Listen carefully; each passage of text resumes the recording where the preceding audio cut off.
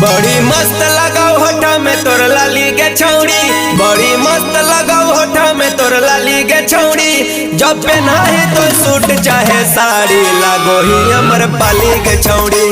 जब पहनाही तो सूट चाहे साड़ी लागो ही अमर पाली के छौड़ी। बड़ी मस्त लगाओ होठा में तोर लाली के छौड़ी, बड़ी मस्त लगाओ होठा में तोर लाली के छौड़ी।